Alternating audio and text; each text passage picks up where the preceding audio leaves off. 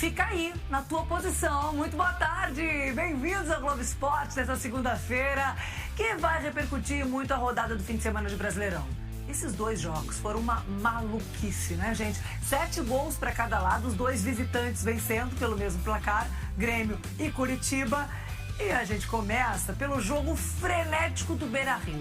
Foi um dia em que deu tudo errado para os colorados. Um jogo maluco. Que jogo é esse no Beira-Rio? A começar por esse detalhe. O Curitiba jogou de branco, um clássico. E o Inter foi de uniforme diferente. Cinza com verde. Foi lançado em setembro e é 100% reciclado. Faz parte de ações de sustentabilidade do clube.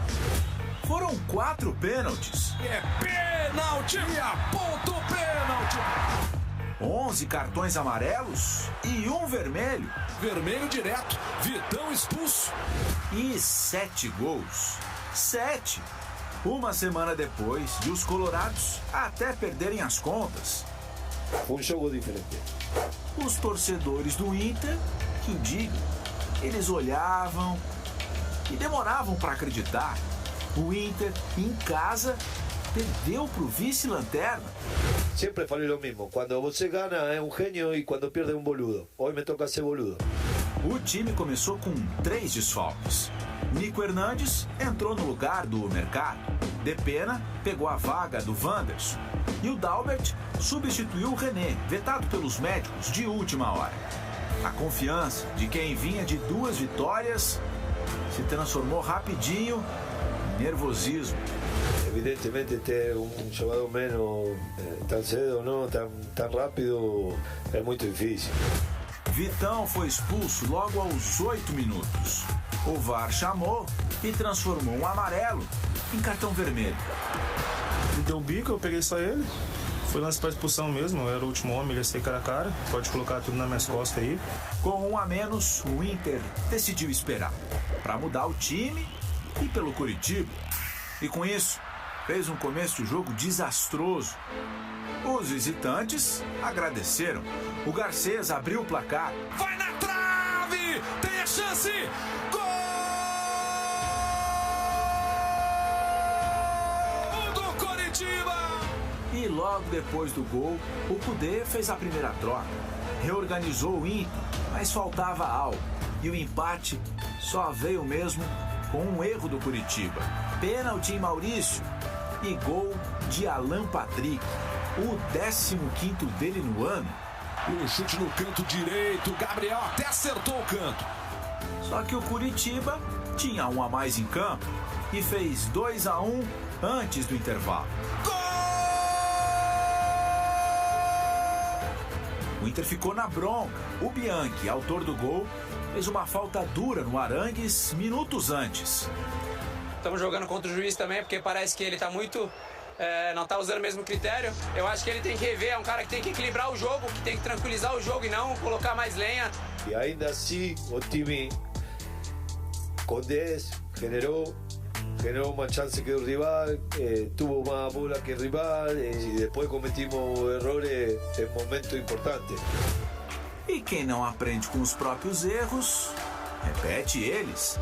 O impedimento parecia que ia salvar o Rocher e o Dalbert, mas a troca de passes dessa dupla não passou impune. O Dalbert derrubou o Robson. E foram mais de 7 minutos de espera, tempo entre o lance, a revisão e a marcação do pênalti. E é pênalti pro Curitiba! Robson cobrou e fez o terceiro.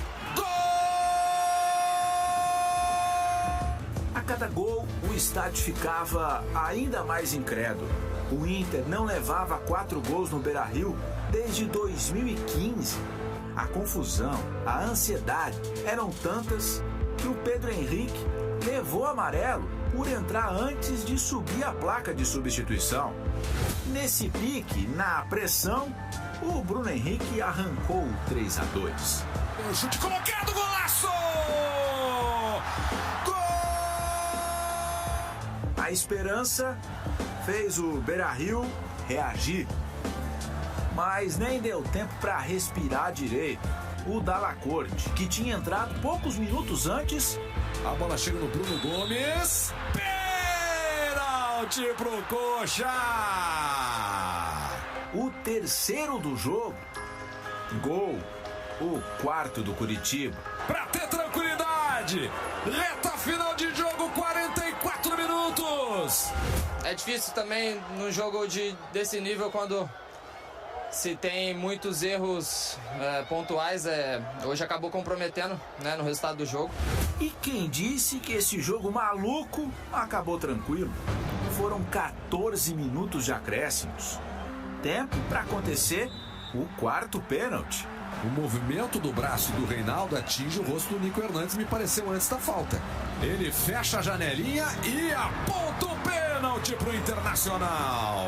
O Valência precisou de 2 chances para fazer e fechar o placar.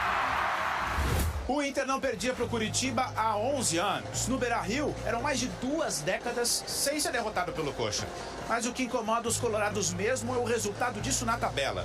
Com esse placar aqui, o Inter para nos 38 pontos e vê as chances de chegar à Libertadores do ano que vem ficarem ainda menores. Segundo o espião estatístico do GE. Globo, o Inter tem 0,12% de chance de terminar no G6 do Campeonato Brasileiro. Vamos jogo a jogo e temos que fazer um grande jogo, espero jogo quarta e ficar com os 3 pontos. Só o que aumentou no domingo no Beira-Rio, então, foi a frustração. Ainda tem 8 partidos. Agora quarta precisamos ganhar. E, se possível, sem ser um jogo maluco. Ô, Maurício, jogo maluco com o D assim, mas é que é difícil imaginar um time cometendo tantos erros quanto o Inter cometeu em sequência. Mas o primeiro erro não é do time, é do Cudê. Ele é legítimo para tomar todas as decisões, mas quando ele decide por Depena e não Pedro Henrique para sustentar o desenho de sempre, ele abre mão da velocidade no seu time. E isso foi fatal antes mesmo da expulsão, que é o que a gente trata agora, quando no melhor dos mundos o Vitão teria feito a seguinte leitura: é melhor eu trocar o gol, mas fico em campo, eu não faço a falta. O Inter toma o gol, são 6 do primeiro tempo e eu continuo com 11.